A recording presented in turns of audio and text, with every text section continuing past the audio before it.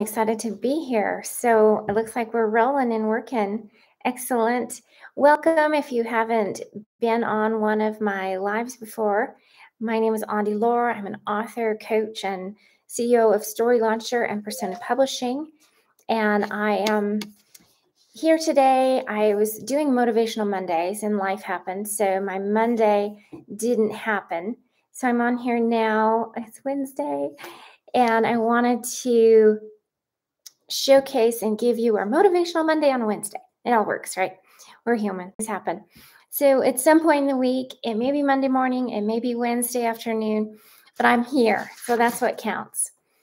And please share in the comments section below if you're watching this on Facebook or YouTube, your insight, questions, all comments, feedback would be great. I want to hear from our viewers on what you're needing in the writing world. If you were on my last week's live, I've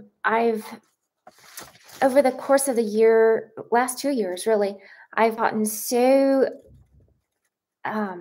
busy in the business end of marketing books and really lost sight of the true gift and the true craft of writing. And so I'm saving this sacred space here to share insight and tools from my own writing and my own craft.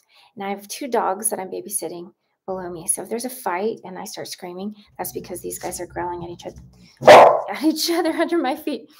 Forgive me. Stop it, you two. So we'll ignore the dogs. So today we're going to be talking about exploring the tapestry of society and where books, and not just books, but literature plays into that, and how we can use that to our advantage as authors and as content creators.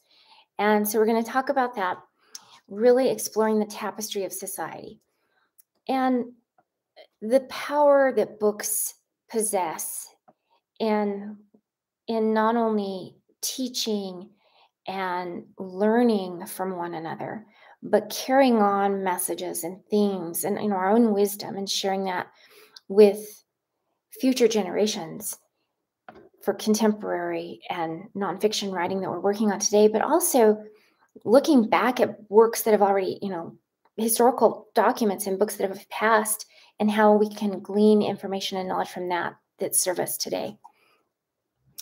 So there's, a lot of things from the past and learning, and not only the celebrations of the past, but the comedy of the past and the brutality of the past. That's what really we need to remind ourselves and each other of. And all the things that are built on and that continue to build our society today. We've got to garner that information from past literature and past novels, and oftentimes they're fun to read and see, how far we've come from days gone by, and really how society hasn't changed all that much, which really baffles me. We've not come, we think we've come really a long way with technology and a lot of things we haven't come very far at all. Okay, so I've got to look at my notes so I don't get lost, because I have lots of things to share with you today. So I want you to think how this can apply in your own writing, and as you're writing and working on your manuscript, whether that is a fiction novel or if it's nonfiction, if you're working on a book for your business. These words and this wisdom I share with you is applicable to both the fiction and the nonfiction world. If you've worked with me or listened to my presentations very often, you know that I don't believe in fiction. There's truth to everything. And so I look at writing as writing, and it doesn't matter if you're writing fiction or if you're writing nonfiction. It's all applicable. Okay, so the way I look at a book, whether I'm writing it myself or I'm reading it, it's a time capsule in the great sense of the word. And there went the dogs. I want to leave you with some assets that encompass the tapestries of our societies through books and not only, novels and literature, but also in our nonfiction work that we're providing for one another. And the number one thing that we look at when we're building is really culture and how that's evolved or stayed the same. And when we look at culture, there's several items that we want to take into consideration and really understand or have a grasp on as we're writing. And in the culture, of course, in a fiction world, or maybe you're writing a book about food, food is a great insight as to culture and beliefs. And we'll touch on that a little more to come on beliefs. But the biggest thing that really we want to harness and be aware of is dialogue. If we've got dialogue in our story, and with that being said, with dialogue, language is so crucial as we're writing, whether we're writing a contemporary nonfiction book or a historical novel. We've got to have insight and ideas and information of what that language use was in our dialogue or even in our description as we're writing. We wouldn't talk about a table in 15th century Gothic England. We'd write about a settle. That's one of the examples I had in my last book. And so we have to know when we're talking about a tangible object, we have to know what they refer to that as. I could go on and on about language, but that's one aspect that really needs to carry you through the whole narrative, is the language you're using when people are speaking, when you're writing. And even if you're writing contemporary, you've got to be, if it's not, it will preserve the present. It's a time capsule of the now. And now I want to get back to the beliefs, how that encompasses in our culture and in our words that we're sharing, in our wisdom.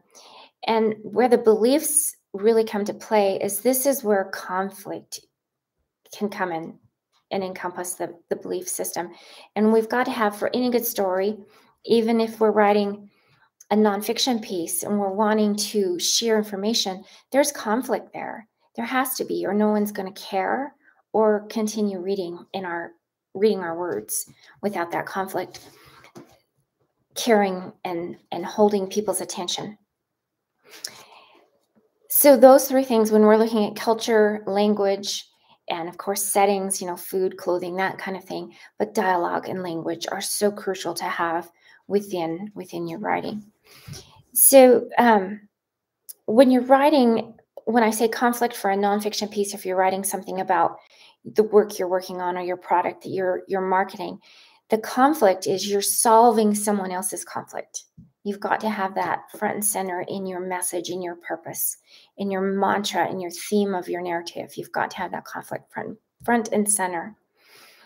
So that's all I had tonight with exploring the worlds and the tapestries that build our societies. And it's a lot of fun to go back. I was reading a book last evening, and Rollo May, and I couldn't help but, it was written in the early in the 1940s, and in the ideas and the beliefs are outdated, but the information is still applicable to our society today. So that's just one example when we can garner such profound wisdom and learn from the culture and really be comforted by we're not too far off someone so brilliant. So next week, I want to tap into finding comfort in the world of fiction and in fantasy, and how important that is for us as authors to be able to provide that emotional comfort, and like I've said before, and I'll talk about this again, why people read books, why we watch film, why we watch YouTube videos, is we want to feel something. We want to feel intrigued. We want to feel excited. We may not even know we want to feel sad. We don't know who wants to feel sad, but we want to feel. And I spoke about that last week. And so when we want to find that escape, that's a feeling, that's a getaway. We want to find peace and a refuge. And so next week, we're going to be going more in detail on finding comfort in the world of fiction and fantasy. So join us next week for that. And I will be on here live either Monday morning or sometime Wednesday, but it'll be on here as a replay if you missed the live. And if you want to reach out and discuss your book project with me, and here I go marketing and talking about book business again, you can reach me at my link is myinklinks.com and sign up for Breakthrough Call, and we can chat about your project.